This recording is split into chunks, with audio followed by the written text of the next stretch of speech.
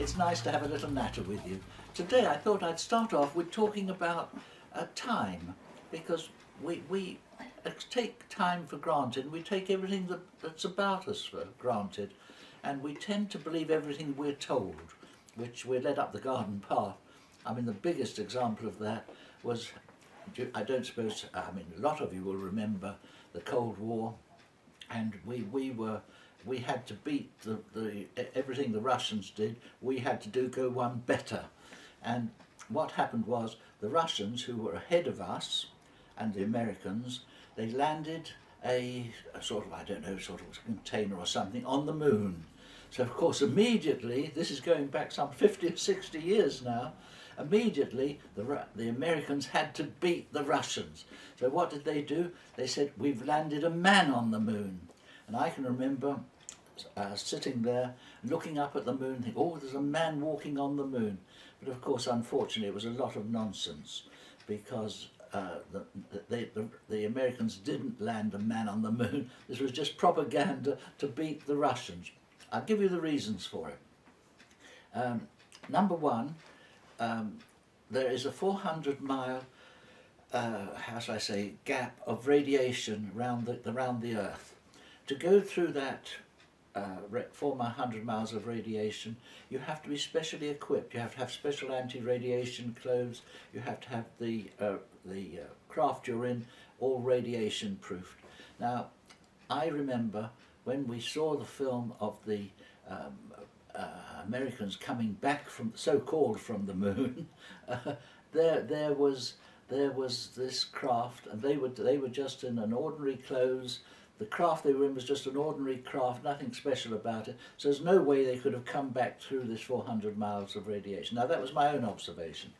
I then saw a film, which of course they went into it in great detail. It caused a lot of problems, because of course what they did, they showed all these pictures when they said, oh, we've landed on the moon. The things which people picked up on were, number one, there were shadows going in different directions. And of course on the moon there can't be shadows. There can only be one shadow in one direction from the sun. There's no other light. So all these shadows were obviously from the lighting in this studio or whatever they did it in. Number two, the crafts that they showed coming down, they actually showed it coming down, there was no disturbance underneath it. Obviously if there's a jet of air or whatever it is, it's going to blow all the sand out of the way. There's no movement, absolute still, you can see it, you know, what have you.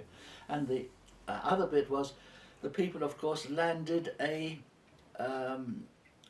flag on the moon, and there's this flag blowing out, and of course there's no wind on the moon, so there's no way it could blow out.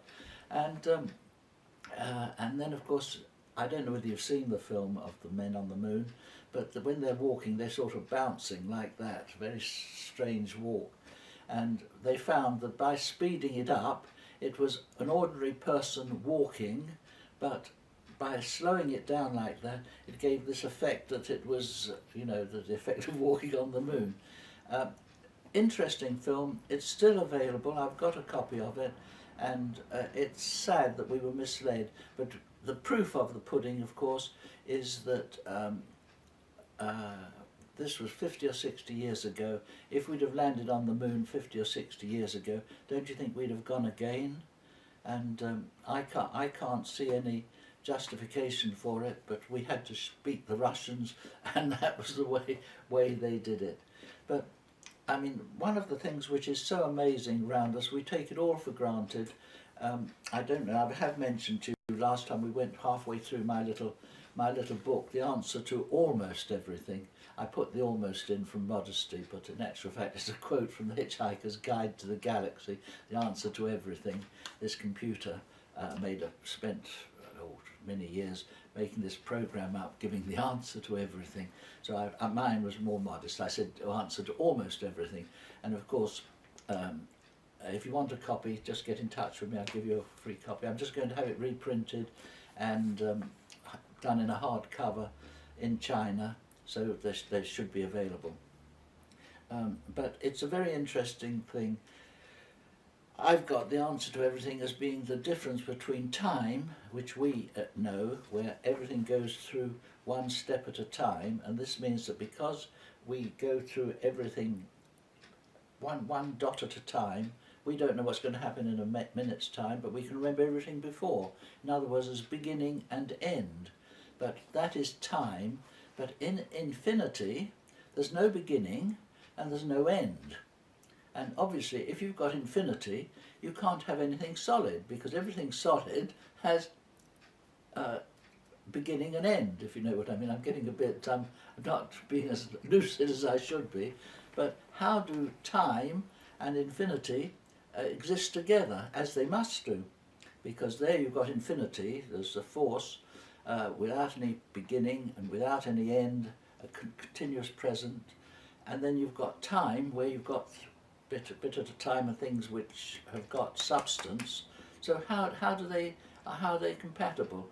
Well, my answer, which I give in here, is of course that it's rather like having the infinity, which is this vast open space where everything's already happened, and you've got at the present moment, there's all the time. So it's like a ruler in front of your life. You can see where you were born, you can see where you were died, all simultaneously. You've got infinity, and then you've got a bubble within infinity of time. And that's the only way I can, how shall I say, make the thing compatible, understandable almost. I think I've given you before, the Jesuit priests gave me once a little story. He said, imagine this dirty, muddy pond in a farmyard, and in that pond there's all these little grubs and things round, making a life for themselves, thinking that's all, that dirty little bit of water is the whole universe. And he said then when they've died, and they or not died, when they went slowly to the surface, and then it came to the surface and it became butterflies or something that flew around, there they find this tremendous new world. And he said, we're going to be in exactly the same position, which is a nice thought, and I'm sure it is.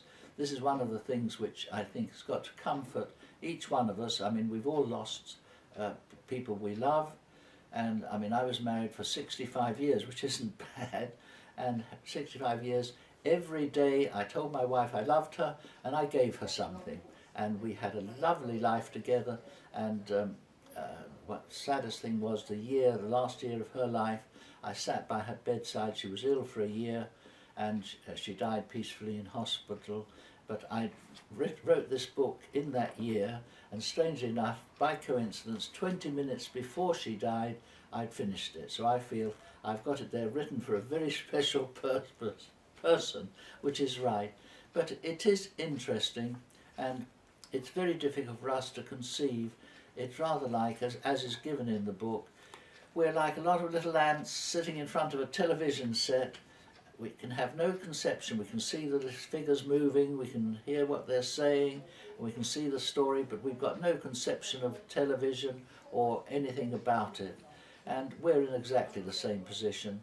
And this is why the main thing in life at the moment, I think, is to be happy. I mean, I'm 91, I live every moment, and I hope I'm happy. And this is not to bear grudges and not to feel resentful about people. Forgive things that happen to you which go against the grain, then you'll have happiness. If you keep these things in your heart, they grow and they get worse and they govern your life. And so always forgive and forget are the two things, the FF, Foti theory, and that is forgive and forget, and you'll be happy. I'm keeping it short today, so we'll continue again next week, and it's been nice seeing you, and good luck, and have a happy day. God bless you all.